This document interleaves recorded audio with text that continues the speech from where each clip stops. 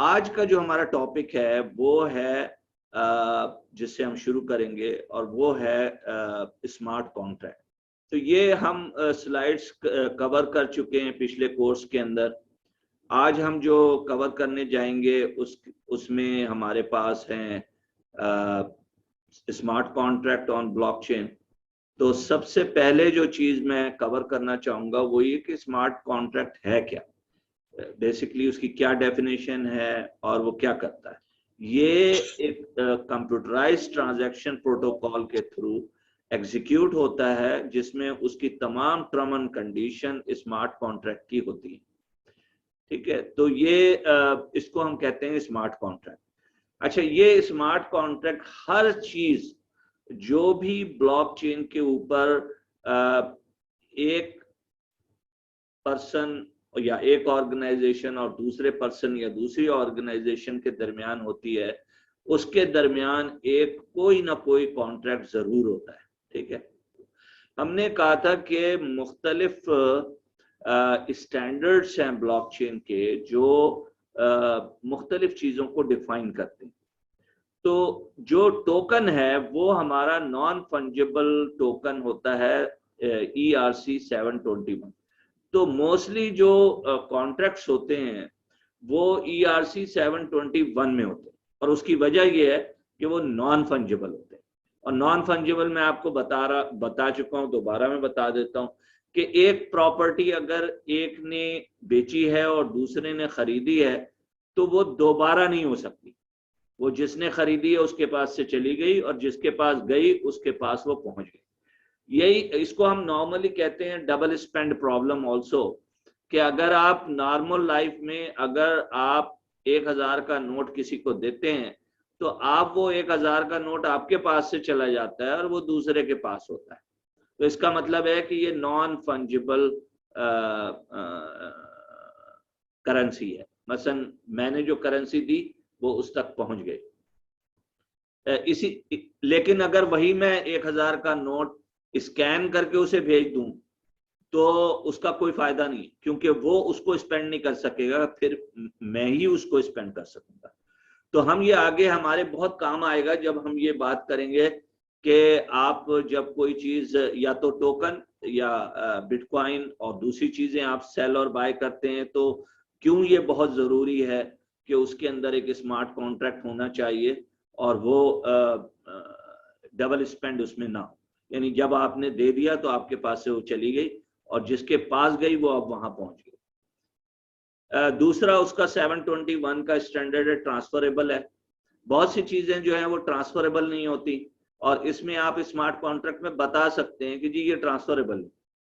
तो ट्रांसफरेबल अगर है तो वो आपको डिफाइन करना होगा। ठीक है, नो प्रिलिमिनरी ऑथराइजेशन रिक्वायर्ड। अब इसमें भी दो तरह की चीजें होती हैं। एक तो ये होता है कि जी जो ऑथराइजेशन नॉर्मली जो पब्लिक ब्लॉकचेन्स हैं उसमें नहीं होती, क्योंकि कोई इंटरमीडिएटरी होती ही नहीं।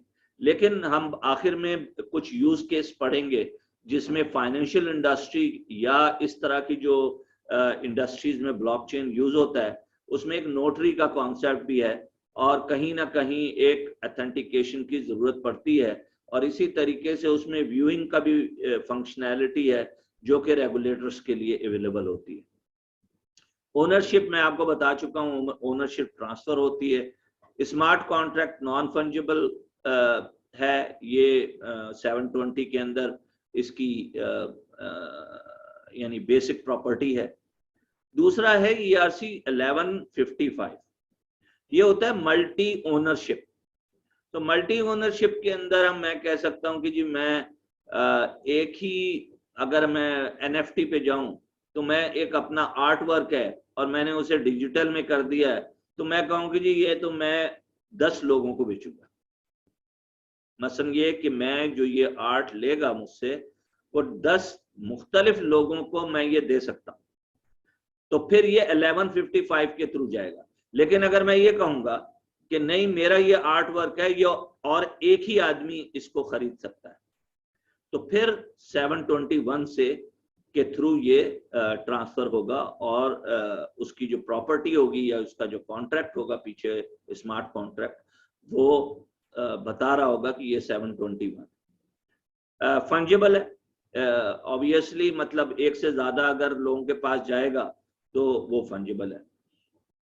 कहाँ यूज होता है? नॉर्मली स्मार्ट कॉन्ट्रैक्ट जो 1155 में यूज होता है वो गेमिंग वगैरह के अंदर होता है, क्योंकि एक गेम जो है मल्टीपल लोग यूज करते हैं, तो गेमिंग के अंदर होता है। इसी तरह से हम आगे चलकर मेटावर्स पढ़ेंगे, तो मेटावर्स के अंदर स्मार्ट कॉन्ट्रैक्ट होता है, क्योंकि अगर मैंने एक शर्ट वहां खरीदी है, आपने सुना होगा मेटावर्स पे जो है अभी रिसेंटली जो ब्रांड्स हैं वो भी आ गई हैं, तो वो जब शूज अपना वहां लेकर आती हैं या शर्ट लेकर आती हैं, तो वो शर्ट जो है मल्टीपल एविटार्स बाय कर सकते हैं और पहन सकते हैं, तो उसमें एक नहीं रह गई बल्कि मल्टीपल लोग यूज कर सकते हैं।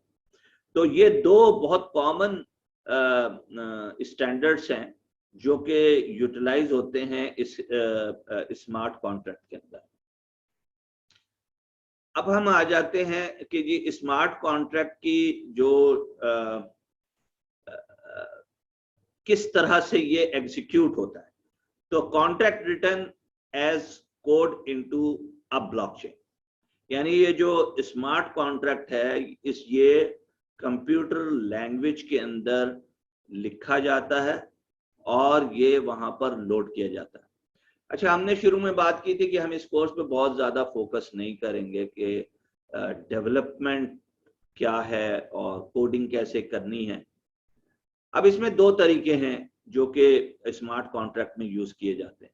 जब हम अभी जाएंगे और ओपन सी के ऊपर एक NFT क्रिएट करेंगे, तो उस वक्त जब हम NFT क्रिएट करेंगे तो वहां पर बहुत सारी फील्ड्स होंगी और उसमें जब भी हम कोई चीज लिखेंगे तो वो उसकी बेसिस के ऊपर स्मार्ट कॉन्ट्रैक्ट लिख देगा।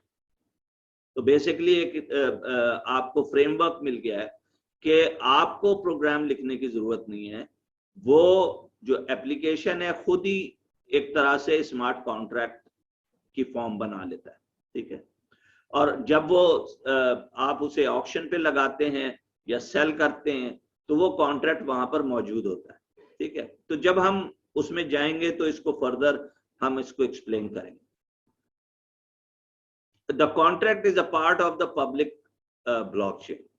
ये जो कॉन्ट्रैक्ट है ये पूरा ब्लॉकचेन जो है यूजुअली पब्लिक होता है, और मैंने कल जब आपको दिखाया तो आपने देखा होगा कि जो ट्रांजैक्शन लोग कर रहे थे वो ट्रांजैक्शन नजर आ रही थी। सिर्फ उसमें फर्क ये था कि अगर मेरा नाम मोहम्मद आरिफ है तो मोहम्मद आरिफ वहां नजर नहीं आ रहा था, वहां पर नजर आ रहा था उसका हैश के अंदर एड्रेस। तो ये आपको नहीं पता चल सकता था कि कौन शख्स है। ठीक है, लेकिन बाकी सारी डिटेल्स कि कितने अमाउंट ट्रांसफर हो रहा है, किस टाइम पे हो रहा है, और मैंने वो एक वीडियो नहीं दिखाई, वो मैं आज देखें आपको शायद दिखा दूं डेमो, जिसमें कंट्री भी पता चलती, यानी कंटिन्यूअसली जो ये ट्रांजैक्शन हो रही होती हैं उसमें ये भी पता चलता रहता है कि ग्लोबली किस कंट्री से किस कंट्री में ये ट्रांजैक्शंस हो रही हैं। So price parties are remain anonymous. इसके अंदर चूंकि हम नहीं देख सकते कि कौन से दो लोग हैं, तो हमें नहीं पता चलता कि एक्चुअली उनके नाम क्या है, लेकिन आपको ये पता चलता है कि किस एक्सचेंज पे हो रहा है। आपको ये पता चलता है कि जो मेजर जैसे ओपन सी है तो वहां से आपको पता चल जाएगा कि ओपन सी पे ये ट्रांजैक्शन हो रही है। अच्छा, इसमें होता क्या है कि when the conditions are met contract auto execute. मसलन मैं आपको एक एग्जांपल दे दूं कि सप्लाई चेन के अंदर ब्लॉकचेन के में अगर एक जो गुड्स हैं वो एक ट्रक के थ्रू सप्लाई किए जा रहे हैं और उसके कॉन्ट्रैक्ट के अंदर ये लिखा हुआ है, मैं पहले मैनुअल बता देता हूं कि कॉन्ट्रैक्ट जो हमने साइन किया हुआ है उस अपने सप्लायर के साथ, उसके अंदर ये लिखा हुआ है कि आपने मेंटेन करना है उसकी जो कूलिंग है वो 20 डिग्री के ऊपर होनी चाहिए इनसाइड द कंटेनर।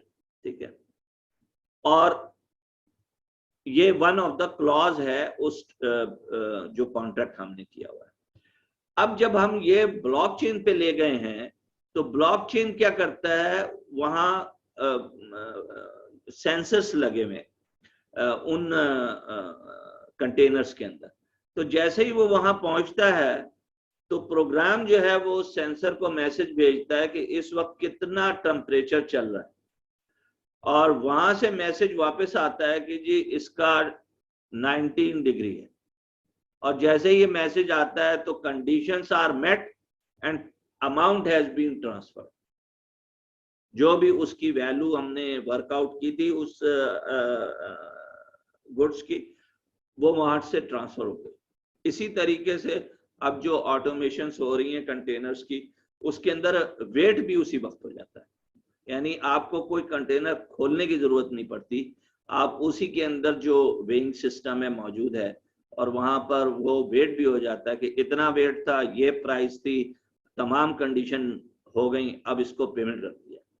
तो ब्लॉकचेन के ऊपर ये चीज हो सकती है कि ये ऑटोमेशन पॉसिबल है। Regulators are keeping eye on a smart contract and its conditions. अच्छा, अब देखें बहुत सारे रेगुलेटर्स होते हैं, जैसे बैंकिंग है तो बैंकिंग के अंदर हर कंट्री के अंदर एक रेगुलेटर होता है। पाकिस्तान के अंदर स्टेट बैंक ऑफ पाकिस्तान है। तो जब भी कोई फाइनेंशियल इंडस्ट्री में ब्लॉकचेन रन किया जाएगा तो वो 100% पब्लिक नहीं होगा, क्योंकि वो फाइनेंशियल इंस्टीट्यूशंस के लिए तो वो पब्लिक भी नहीं होगा, और वो रेगुलेटर जो है वो उसकी ट्रांजैक्शंस को जो है वो वॉच भी कर सकता है। और ये सिचुएशन भी हो सकती है कि वहां पर हम स्मार्ट कॉन्ट्रैक्ट डाल दें कि अगर 10 मिलियन से ज्यादा की ट्रांजैक्शन है तो एज ए नोटरी रेगुलेटर जो है वो उसको अप्रूव करे।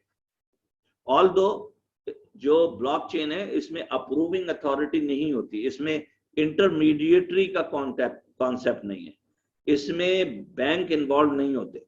आप एक सॉफ्टवेयर में सब कुछ डाल देते हैं और ये ऑटोमेटिकली चलता रहता है, ठीक है। इसी तरीके से दूसरी एग्जांपल है रेगुलेटर और registrar has a role of a notary. अब आप कह लें कि एक प्रॉपर्टी जो है वो ट्रांसफर हो रही है, ठीक है, और उस प्रॉपर्टी के अंदर ये है कि जी एक ऑब्वियसली आजकल अगर आप देखें तो लॉयर होता है, बैंक होता है, रजिस्ट्रार होता है, और एक जिस the person who is selling and the person who is buying, ठीक है।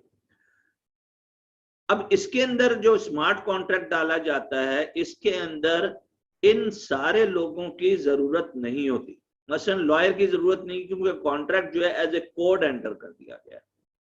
आप वैसे भी देखें कि तो 95% और 99% जो लॉयर डॉक्यूमेंट बनाते हैं वो एक ही जैसे होते हैं, उसमें बहुत कम डिफरेंस होता है जो लॉयर उसमें डॉक्यूमेंट प्रिपेयर कर रहे हैं। तो वो जो स्मार्ट कॉन्ट्रैक्ट है वो ऑटोमेटिकली लिखा जा चुका है, तो लॉयर का काम इसमें अब नहीं रहा। इसी तरीके से जो बैंक है वो जब स्मार्ट कॉन्ट्रैक्ट इंस्ट्रक्शन कर देगा बैंक को कि आप पेमेंट कर दें तो वो कर देगा। तो ऐसा कुछ नहीं होगा कि चेक दिए जाएंगे। अभी क्या होता है कि जी 10 चेक 15 चेक या और भी दूसरी सूरत हाल होती हैं कैश वगैरह की, वो इसमें नहीं है। तो ये बड़ा एक फेयर वो होता है कि जी उसमें ऑटोमेटिकली जो है बैंक को इंस्ट्रक्शन चली जाती कि इस अकाउंट से आप इस अकाउंट में ट्रांसफर कर दें, ठीक है।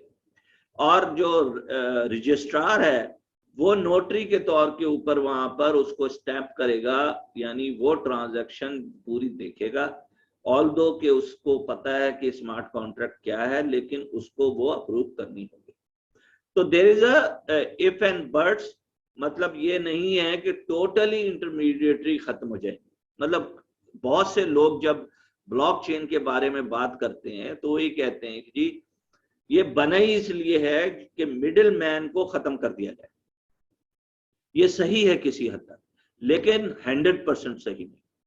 तो बहुत सी ऐसी सिचुएशंस हैं जो फाइनेंशियल इंडस्ट्री हो गई, या मैंने आपको प्रॉपर्टी की एग्जांपल दी, इसके अंदर रेगुलेटर का एक रोल है। और जितने भी यूज केस हुए हैं, हम अभी इसी कोर्स के अंदर फाइनेंशियल इंडस्ट्री के अंदर तकरीबन 4 या 5 यूज केस देखेंगे।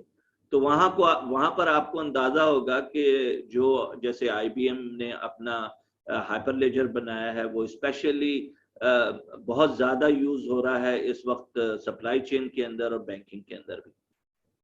तो वहां पर ये क्या कॉन्सेप्ट है, इसको हम वहां पर जब कर रहे होंगे तो फिर डिटेल में देखेंगे।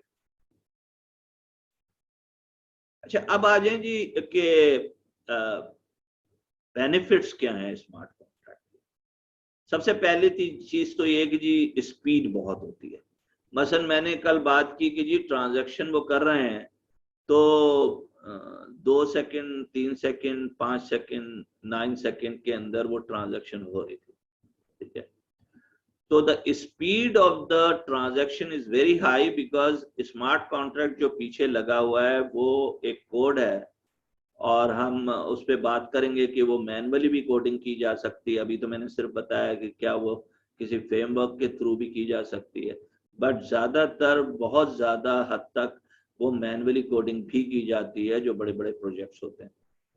तो speed is a important thing that few seconds के अंदर आपकी ट्रांजैक्शन हो जाती है मसलन, और उसमें कोई बाउंड्री नहीं है, उसमें कोई कंट्री नहीं है, क्योंकि ये सिस्टम ग्लोबली है।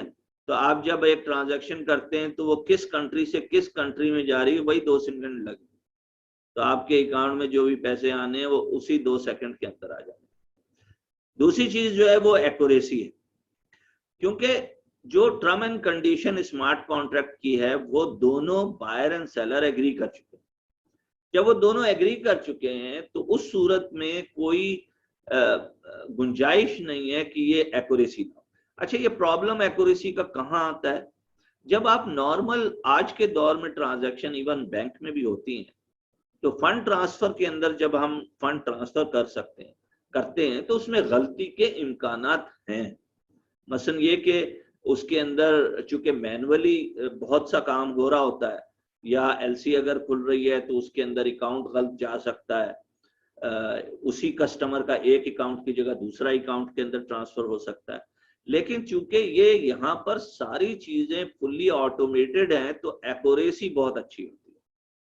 तीसरी है कि transparency, all parties can monitor.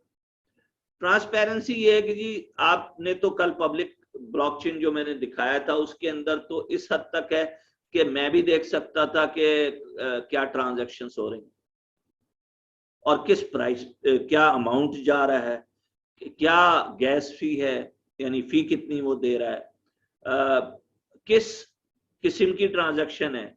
मसलन आपने वहां देखा था कि जी 384 ट्रांजैक्शन थी, उसमें से तकरीबन 180 के करीब जो है स्मार्ट कॉन्ट्रैक्ट थे। तो कुछ के साथ स्मार्ट कॉन्ट्रैक्ट अटैच्ड होते हैं, कुछ सिंपल करेंसी और बिटकॉइन ट्रांसफर है। मतलब मैंने एक बिटकॉइन यहाँ से वहां देना है, उसमें कॉन्ट्रैक्ट की जरूरत नहीं, क्योंकि वो जाएगा उस एड्रेस के ऊपर जिसने मुझे वो एड्रेस दिया है, ठीक है। और एड्रेस नॉर्मली एक पब्लिक की होती है हर इंसान के पास और एक प्राइवेट की होती है। तो हम जब वॉलेट को डिस्कस करेंगे तो हम आपसे इसको डिस्कस करेंगे कि जब फंड ट्रांसफर होते हैं तो बेसिकली वॉलेट का रोल क्या है उसके अंदर। ट्रस्ट फैक्टर, ऑब्वियसली सबसे बड़ी चीज ये है कि जो भी इसमें ट्रांसफर कर रहा है उसका इस पूरे सिस्टम के ऊपर या ब्लॉकचेन के ऊपर ट्रस्ट होना बहुत जरूरी है। और अगर ट्रस्ट नहीं है तो फिर उस सूरत के अंदर तो ऑब्वियसली वो इस ब्लॉकचेन को यूज नहीं करेगा।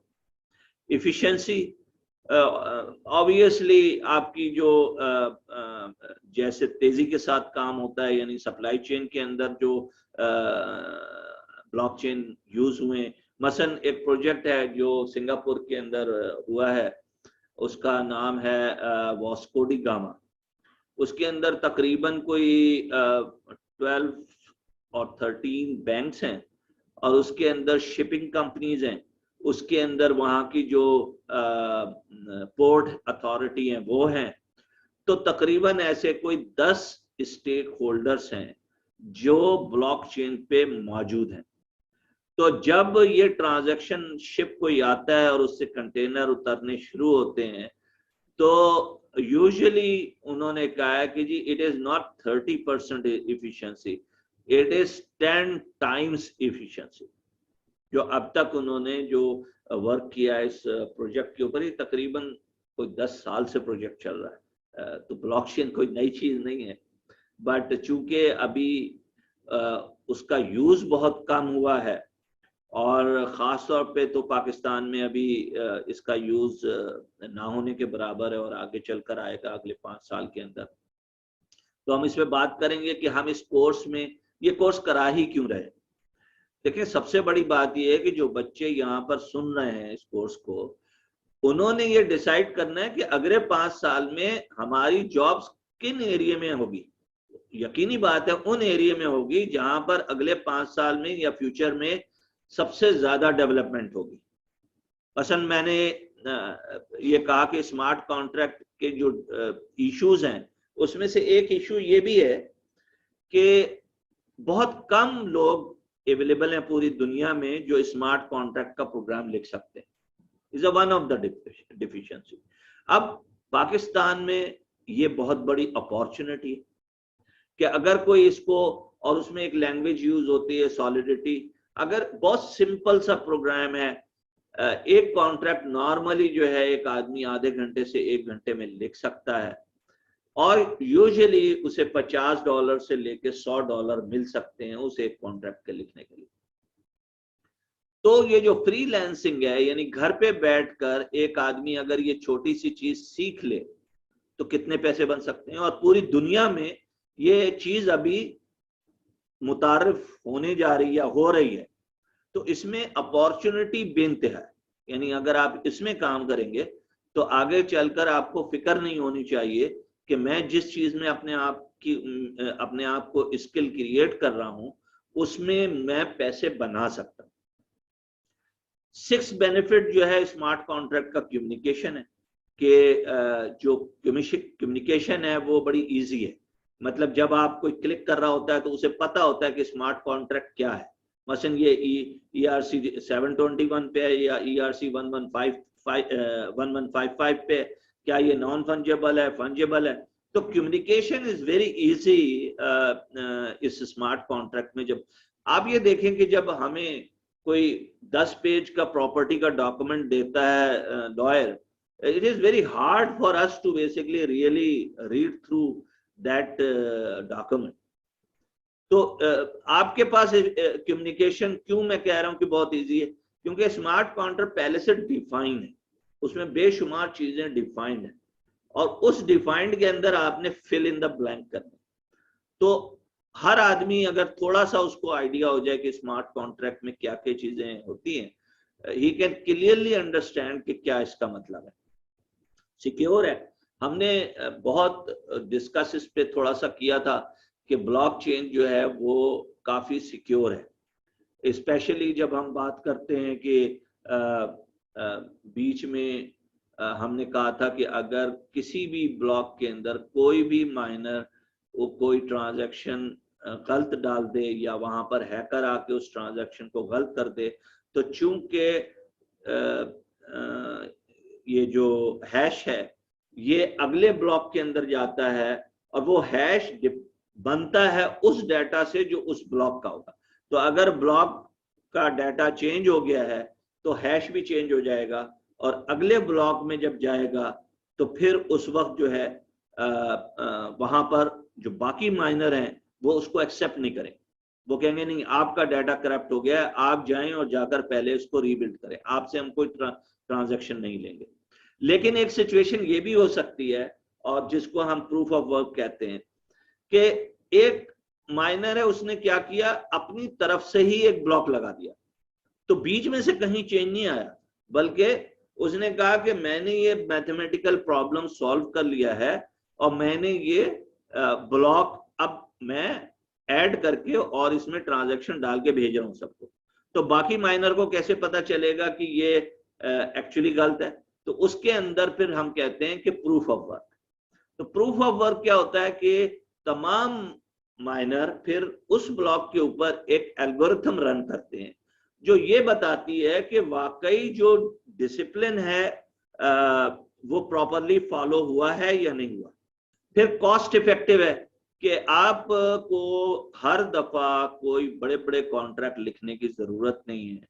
आपने अगर एक तरह का एक कॉन्ट्रैक्ट बना लिया, मैं क्यों कहता हूं कि बड़े आसानी के साथ आधे घंटे में एक आदमी जो है वो कॉन्ट्रैक्ट बना सकता है, क्योंकि कॉन्ट्रैक्ट एक कोड है और वो कोड एक जैसा ही है, मिलता जुलता है, उसमें सिर्फ बीच में चेंजेस करनी, ठीक है। तो जो भी कोड लिख रहा है वो अगर $50 चार्ज करता है पर स्मार्ट कॉन्ट्रैक्ट लिखने के लिए, और उससे जिससे भी कॉन्ट्रैक्ट हुआ है जिस कंपनी से भी, और वो दिन में 10 कॉन्ट्रैक्ट करने हैं, 100 कॉन्ट्रैक्ट लिखवाने हैं उन्होंने, तो ये एक बहुत बड़ा जॉब है जो कि जो पार्टिसिपेंट यहाँ पर इसको सुन रहे हैं वो अगर इसमें अपनी एक्सपर्टीज डेवलप कर लें तो उनके लिए एक एज ए फ्रीलांसर जॉब शुरू हो सकता है। मसलन मैं भी इस वक्त पूछता हूँ लोगों से पाकिस्तान में कि यार ये बताएं कोई ऐसा बंदा है वहां जो सॉलिडिटी के ऊपर मुझे कोड लिख दे स्मार्ट कॉन्ट्रैक्ट का, और मुझे ऐसे लोग नहीं मिलते। और उसकी वजह यही है कि अभी लोग इस स्किल को उन्होंने समझा नहीं। आपको फिर भी पाइथन में थोड़ा बहुत मिल जाएंगे लोग, पाइथन में भी लिख सकता है कोई, ये नहीं है कि सिर्फ उसने लिखना ही सॉलिडिटी के अंदर है, लेकिन solidity is a very thin code, like उसमें बहुत कम उसके अंदर आप आसानी के साथ कर सकते हैं। अब हम आ जाते हैं, चलें जी एनएफटी की तरफ।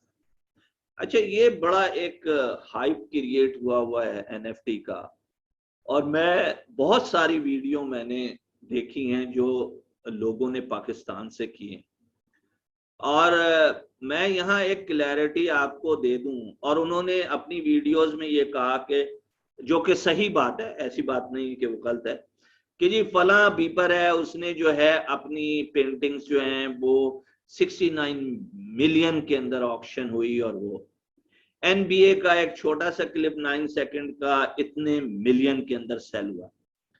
फला ने जो ट्विटर का सीईओ था उसने अपना फर्स्ट ट्विटर जो है वो इतने मिलियन में सेल किया। तो मैसेज ये देने की कोशिश करते हैं कि आप अगर कोई एनएफटी बनाकर डाल देंगे तो आप कल मिलियनर बन जाएंगे। आई थिंक ये message is not a very right message. ये जहन में रखें कि हजारों लाखों लोग जो एनएफटी बना रहे हैं उसमें से ये चंद एग्जाम्पल है। हाँ, ये भी है कि बहुत से लोगों की $10,000 में सेल होती है, किसी की $5,000 में सेल होती है, लेकिन ये एक आगे मैं चल के जब डेमो की तरफ आऊंगा तो आप लोग देखेंगे कि ये एक बहुत बड़ा एरिया है जहां आप अपना स्किल डेवलप कर सकते हैं। यानी इस कोर्स का अगर मैं समझूं कि आप कोई फायदा उठा सकते हैं, तो ब्लॉकचेन तो इसलिए समझाई थी ताकि जब आप एनएफटी के ऊपर आए तो आपको ये पता चले कि कैसे ये पूरा मैकेनिज्म काम करता है, ठीक है। लेकिन एनएफटी को कैसे डिजाइन करना है, कैसे उसे लोड करना है, अब हम थोड़ा सा उसकी तरफ आ जाते हैं।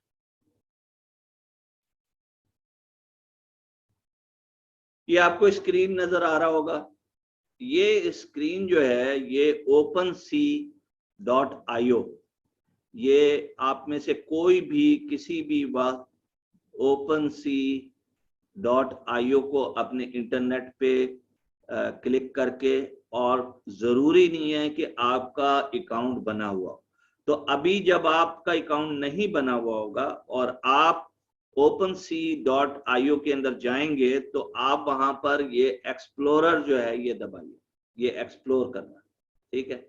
जब ये आप एक्सप्लोर करेंगे तो वो आपको, आप उसमें जाकर मुख्तलिफ जो एनएफटीज हैं वो देख सकते हैं, ठीक है। ये स्क्रीन पे आपको मैं दिखा रहा हूं। अब मैं जाकर आपको अलग अलग बताऊंगा कि किस किस्म के और किस सेगमेंट में एनएफटी बन रहे हैं। एनएफटी क्या है? नॉन फंजिबल टोकन है। मसलन मैं अपनी एक चीज आपको दिखाना चाहता हूं,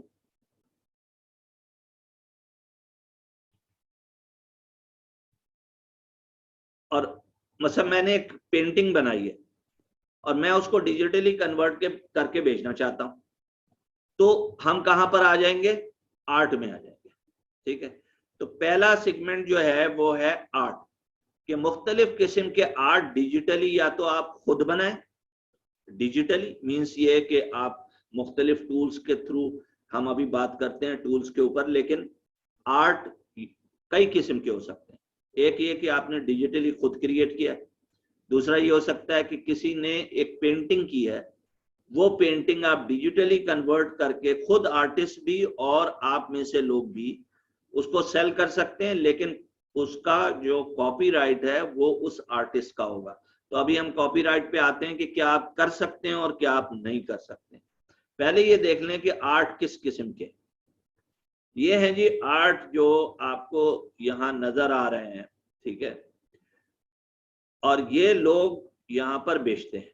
ठीक है, यानी ये इन्होंने आर्ट सेल पे लगाए हुए हैं, जो मैं इस वक्त आपको दिखा रहा हूं। तो आपको एक आइडिया के तौर पर दिखा रहा हूं कि किस किस्म के जो आर्ट हैं वो बिक रहे हैं मार्केट के अंदर। ठीक है,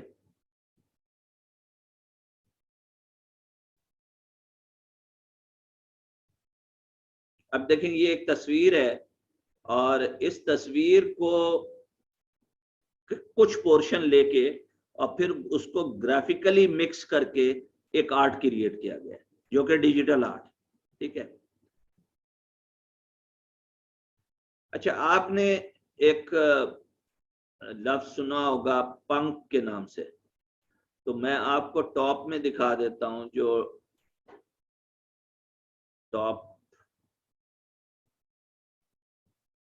इस वक्त, हाँ ये आपको नजर आ रहा है, ये है क्रिप्टो पंक्स। ये क्रिप्टो पंक अब बड़ा सिंपल सा आपको यहां पर लग रहा है। ठीक है, ये मैं इसके अंदर चला गया हूं, ये 10,000 क्रिप्टो पंक्स जो हैं वो जनरेट किए गए। अब आप देख रहे हैं कि ये सिंपल क्रिप्टो पंक्स हैं। ठीक है, अब आप गैस करें कि इसकी एक की प्राइस क्या होगी। कोई अगर बताना चाहे तो प्राइस अपनी वॉइस खोलकर मुझे प्राइस बता सकता है। आपके ख्याल में इसकी प्राइस क्या होगी?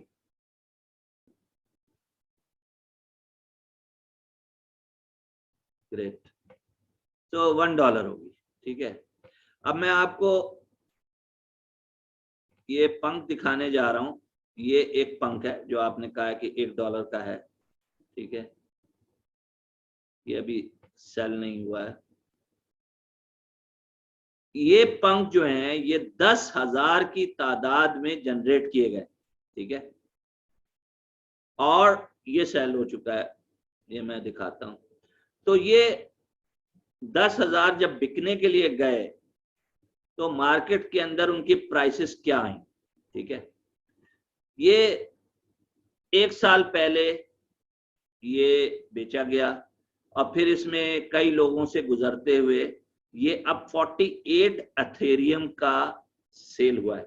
48 एथेरियम की प्राइस जो है, अगर मैं कैलकुलेटर से कैलकुलेट करूं तो 48 एथेरियम मल्टीप्लाई विद 2800, ये $134,000। अच्छा ये बहुत कम है। ये जो पंक्स हैं ये 1-1 मिलियन से ज्यादा के बिके।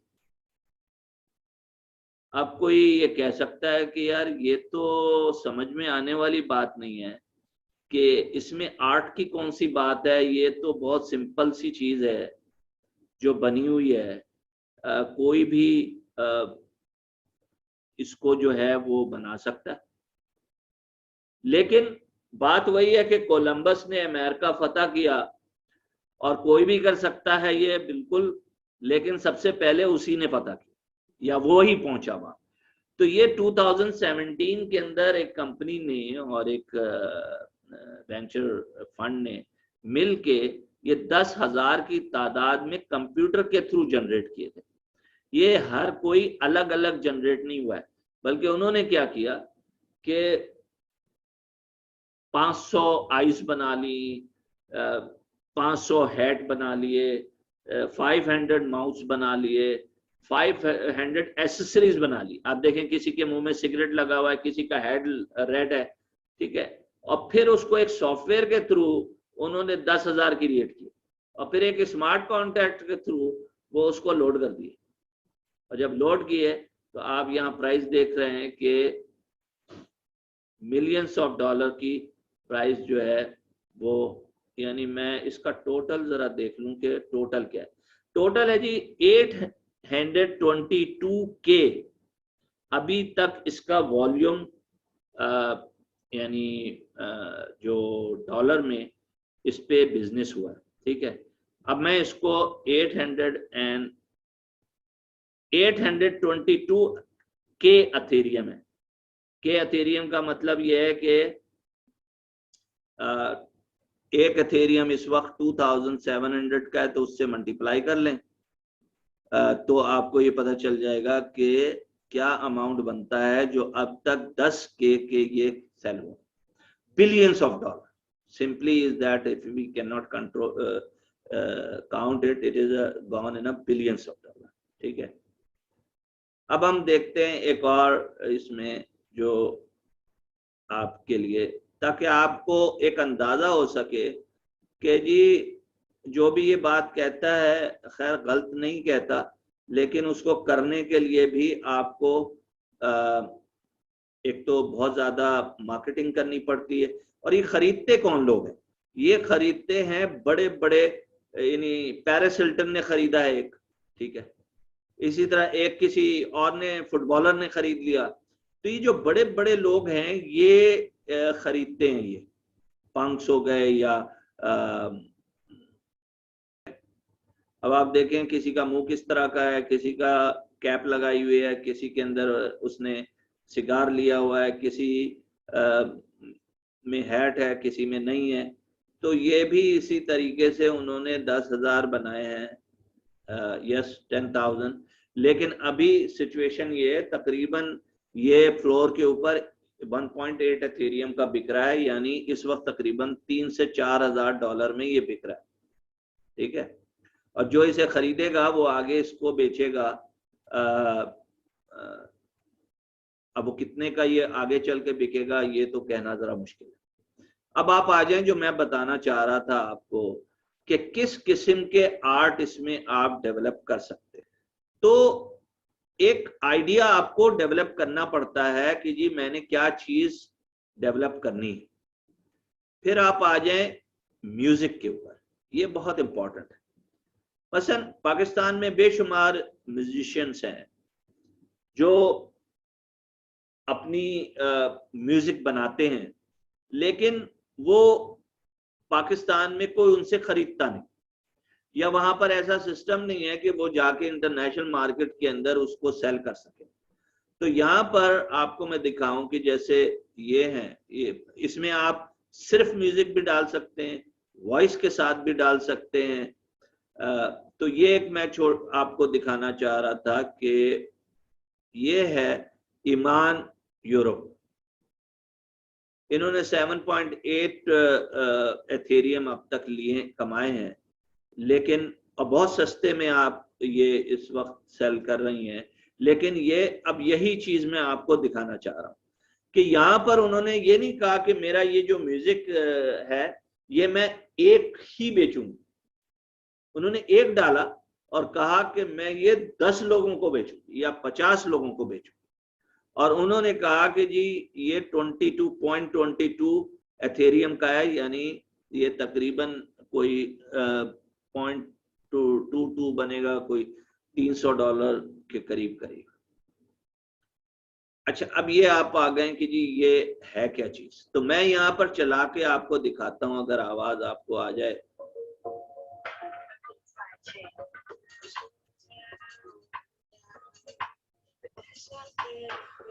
आप सुन सकते हैं?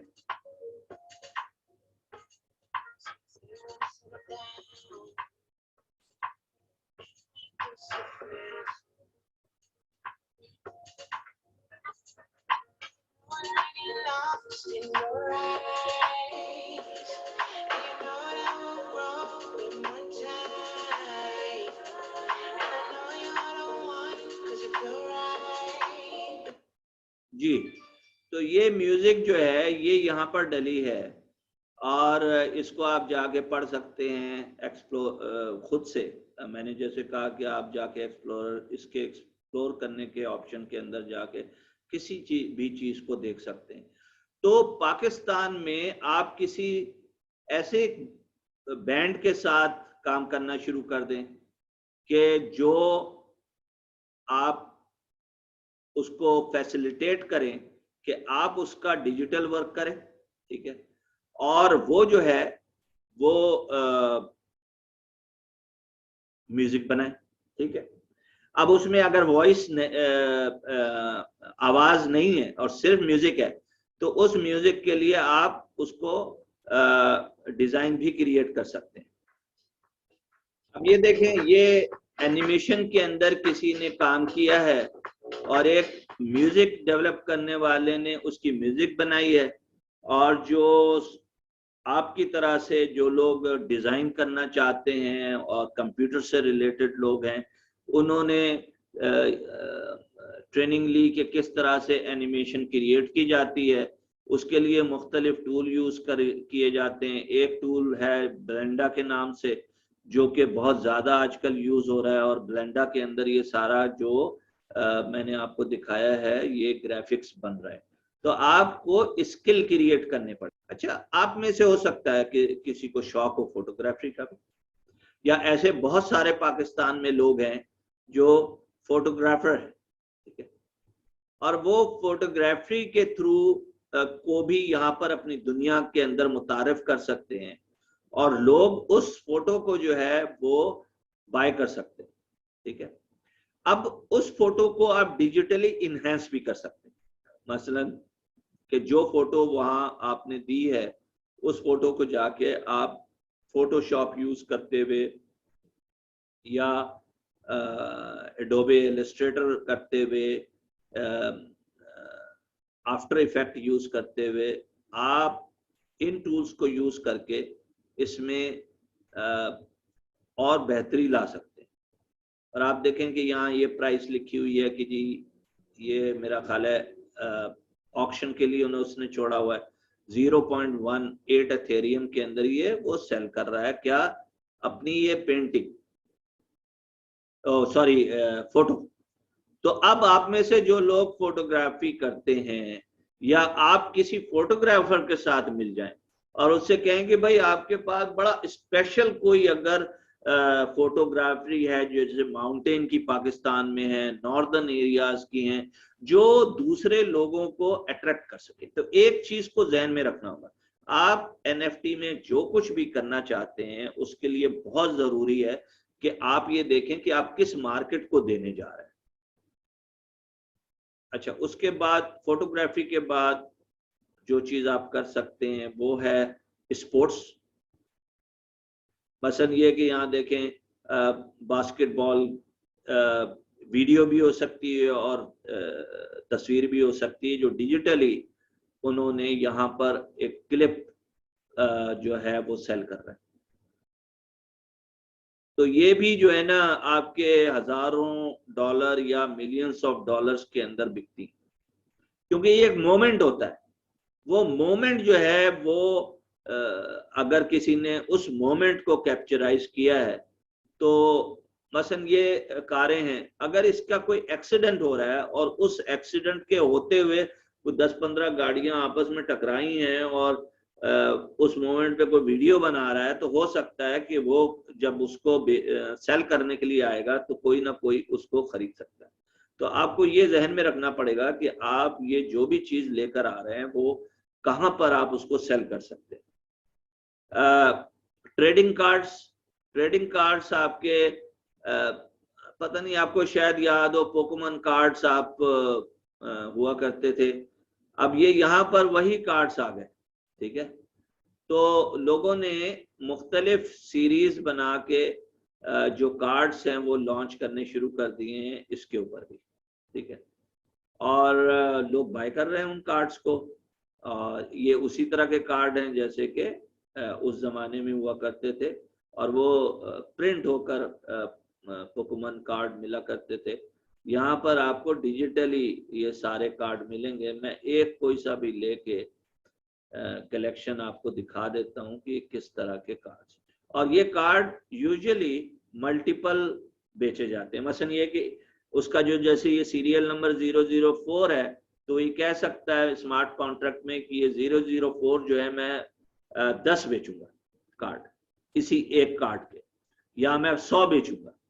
और कोई एक ऐसा भी हो सकता है कि बहुत यूनिक होगा और वो कहेगा नहीं ये वाला मैं एक ही बेचूंगा, ठीक है। और यकीनी बात है उसकी प्राइस बहुत डिफरेंट होगी उससे जो कि वो 100 की उससे बेचेगा, तो 100 लोग उसको खरीद सकेंगे। इसी तरीके से अगर वो एक बेच रहा है तो सिर्फ एक खरीद सकता है। तो ये कार्ड्स जो हैं ये बन सकते हैं। अब आपको सिर्फ बात ये होती है कि आपकी इनोवेटिव थिंकिंग, ये बहुत इंपॉर्टेंट। मसलन कोई आके कहे कि जी मैं शादी के कार्ड्स बनाऊंगा, मैं मेहंदी के कार्ड्स बनाऊंगा। अब अगर आप समझते हैं कि उसकी मार्केट है कि वो कोई कार्ड की सीरीज कोई उसे खरीद सकता है, तो यकीनी बात है आप बनाइए और उसको आप यहाँ पर ला सकते हैं। अब है वर्चुअल वर्ल्ड, ये बहुत इंपॉर्टेंट है और ये हम आगे चलकर जब हम मेटावर्स करेंगे तो उस वक्त हम आपको ये बताएंगे कि ये है क्या। ये एक नई दुनिया है, ये एक वर्चुअल दुनिया है जिसके अंदर लोग अब जाएंगे, ठीक है। और वो दुनिया जो है वो बन रही है यानी कंप्यूटर के ऊपर, ठीक है। तो ये मैं आपको सैंड बॉक्स के अंदर जाके दिखा रहा हूँ। ये आप ऊपर तस्वीर देख रहे हैं, आपको घर नजर आ रहे हैं, आपको एक आदमी सा है जो जा रहा है। ये क्या हो रहा है? ये एक वर्चुअल वर्ल्ड है। हर आदमी कल उस वर्चुअल वर्ल्ड में जाएगा, जाकर अपना एवटार बनाएगा, एवटार बनाकर वो वहां पर जमीन लेगा, जमीन के ऊपर घर बनाएगा, घर के अलावा और भी चीजें, दुकानें बनाएगा, दुकानों के अलावा कुछ भी बना सकता है, ठीक है। जैसे हम जिंदगी में चीजें करते हैं और जो चीजें नहीं कर पाते हैं वो हम उस वर्चुअल वर्ल्ड में जाके करते हैं। मसलन ये कि जी हम उड़ नहीं सकते यहाँ पर, ठीक है। वहां पर आपको वर्चुअल वर्ल्ड में कैपेबिलिटी मिलेगी कि जी आप उड़ के भी एक जगह से दूसरी जगह जा सकते हैं, ठीक है। हम यहाँ पर ट्रांसपोर्ट नहीं हो सकते। मसलन एक यानी कराची से लाहौर के लिए फौरी तौर पर हम ट्रांसपोर्ट नहीं हो सकते। तो वहां क्या होगा कि वहां पर हम कहेंगे कि जी मुझे लाहौर के इस एड्रेस पे जाना है और ट्रांसपोर्ट दबाया तो मैं उस जगह पहुंच गया। अब जो आपके सामने स्क्रीन पे नजर आ रहा है वो क्या है? वो है जमीनें। अब आप कहेंगे यार ये लैंड क्या चीज है? ये वर्चुअल वर्ल्ड यानी मेटावर्स के ऊपर जो है वो लैंड बिक रही है यहाँ पर एनएफटी के तौर पर। हाँ जी, ऐसा ही है कि ये जो एक छोटा सा चकोर आप देख रहे हैं ना, ये एक छोटा सा जो सबसे छोटा है, ये बिक रहा है 3.7 अथेरियम यानी तकरीबन 12,000 यूएस डॉलर में, यानी तकरीबन 18 लाख रुपए में। तो 18-20 लाख रुपए में क्या मिल रहा है कि एक छोटा सा लैंड का हिस्सा आपको सैंड बॉक्स के ऊपर जो कि मेटावर्स है वहां पर आपको मिल रहा है। और उस कंप्यूटर आप उसे गेम समझ लें, उसको आप कहें कि जी ये वर्चुअल वर्ल्ड है। वहां पर बहुत ज्यादा वीआर, हम आएंगे उसके ऊपर जब मेटावर्स के ऊपर तो आपको बताएंगे कि वीआर का क्या यूज होगा वहां पर।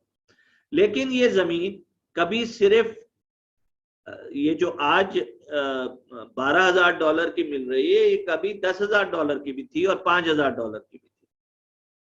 तो जिस आदमी ने अगर 5,000 डॉलर की आज से 1 साल या 2 साल पहले ये जमीन खरीद के बैठा हुआ था, आज वो उसको बेच रहा है 12,000 डॉलर के अंदर। कल को वही जो है 20,000 डॉलर में बेचेगा, परसों को 40,000 डॉलर में बेचेगा।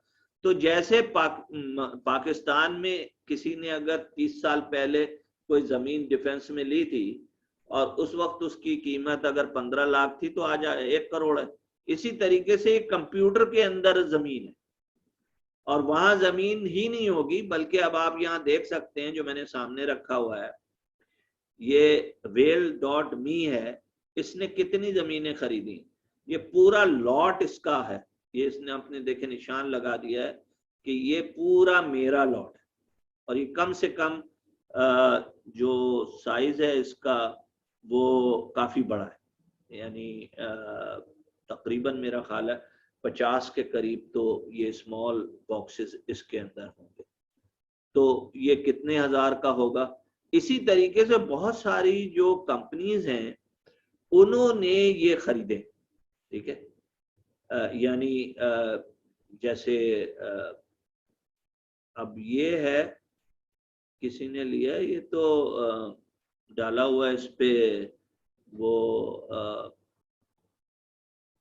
somebody who, let me see this, very interesting, कि लैंड ये खरीदा है, ये NFT है, ये जो सामने नजर आ रहा है ना आपको मॉन्की, तो ये एप का है और ये मिलियंस एंड मिलियंस डॉलर के इस वक्त उसकी वर्थ है, ठीक है।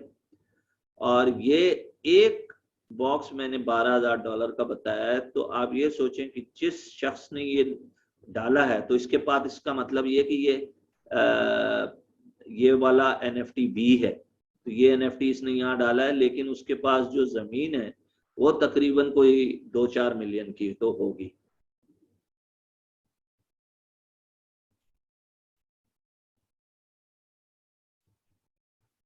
तो NFT जो है वो जमीन के तौर पर भी बिक रही है। और ये चीज आगे चल के, जब मैं कह रहा हूँ ना ब्लॉकचेन पर जब बहुत ज्यादा पॉपुलर होगा और इसके यूज केस आने शुरू होंगे, तो आप देखेंगे कि जो हम आम लाइफ में भी एक आदमी जमीन खरीदता है और एक आदमी जमीन बेचता है, वो भी एज ए NFT जा रहा होगा, वो भी एक टोकन होगा, वो टोकन ट्रांसफर हो रहा होगा। और ये आपने सुना है कि दुबई में एक प्रोजेक्ट जो है वो इस वक्त ऑलमोस्ट इम्प्लीमेंटेशन स्टेज के ऊपर है कि तमाम प्रॉपर्टी आइंदा दुबई के अंदर जो भी खरीदेगा या बेचेगा वो टोकन के थ्रू होगी, NFT के थ्रू, और उसका कॉन्ट्रैक्ट स्मार्ट कॉन्ट्रैक्ट होगा। तो बताने का मकसद ये था कि ये टेक्नोलॉजी जो है ये अगले 3 से 5 साल के अंदर जो है वो यकीनी बात है बहुत ज्यादा होगी। और अगर कोई आदमी अपने आप को इसमें अपना स्किल डेवलप कर लेता है, ठीक है, जो चीजें उसे चाहिए हैं उसके स्किल डेवलप कर लेता है। मसलन अगर यहाँ पर कोई एविटार है, मसलन हर आदमी जो मेटावर्स पे जाएगा उसको एक जिस्म की जरूरत तो पड़ेगी, और वो वहां पर कैसे चलेगा। जैसे आप गेम खेलते हैं तो गेम के अंदर एक एविटार होता है जो गन लिए हुए शूट कर रहा होता है, तो हर आदमी का एक एविटार होगा, तो वहां पर एक दुकान होगी जो एविटार ही बेच रही होगी। तो अगर आप आज एक स्किल क्रिएट कर लेते हैं कि यार ब्लेंडर में जाकर मैं अपनी थोड़े से प्रोग्रामिंग स्किल बेहतर करके मैं एविटार ही डेवलप करूंगा, एक आदमी कहता है मैं शर्ट्स डेवलप करूंगा, एक आदमी कहता है मैं शूज डेवलप करूंगा। तो ये जो जिसे हम कहते हैं ना पूरी मार्केट प्लेस जो आज आपकी दुनिया के अंदर है, मसलन आपके जो दराज एक आज दुनिया के अंदर है, इसी तरह एक दराज मेटावर्स पे होगी जो वहां की जरूरतों को केटर करेगी। और वहां पर ये सारी ब्रांड होंगी, ये शूज की ब्रांड होंगी, तो वहां पर एक तरह से it is a marketing as well, in a sense के जो millions and millions of people will go on a sandbox, या अब इसका नाम भी चेंज करके रख दिया है फेसबुक का।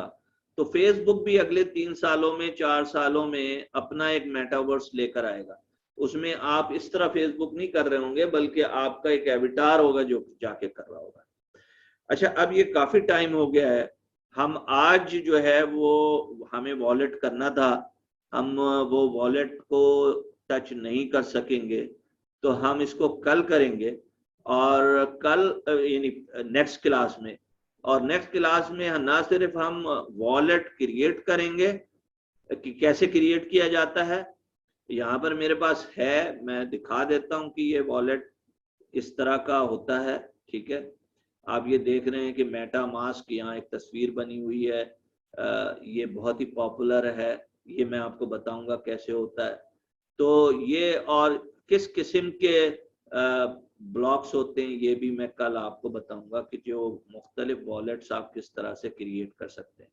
तो आज चूंकि काफी टाइम इसमें हो गया है, तो कल हम इसको कवर करेंगे, अगली क्लास में करेंगे। और अगली क्लास में हम ये भी करेंगे कि एक हम NFT बनाएंगे, ठीक है, आपके सामने मैं बनाऊंगा और उस NFT को मैं ओपन सी के ऊपर डालूंगा और फिर उस NFT को मैं ऑक्शन पे लगाऊंगा। और ये बड़ा सिंपल सा है, मतलब आप घबराएं नहीं, आप बड़े आराम से ये काम कर सकते हैं। एक दफा ये यहाँ पर देख लेंगे ये काम, इसीलिए मैं कह रहा हूं कि इस काम में कोई इतना आपको प्रॉब्लम नहीं है। अगर आप एक दो दफा कर लेंगे तो ये काम आप बड़े आसानी के साथ कर सकते हैं। तो मैं एक पूरा आपको जिसे कहते हैं ना A to Z एक्सप्लेन करूंगा कि कैसे वहां पर जाकर हम इसको करेंगे। तो अभी चूंकि टाइम नहीं है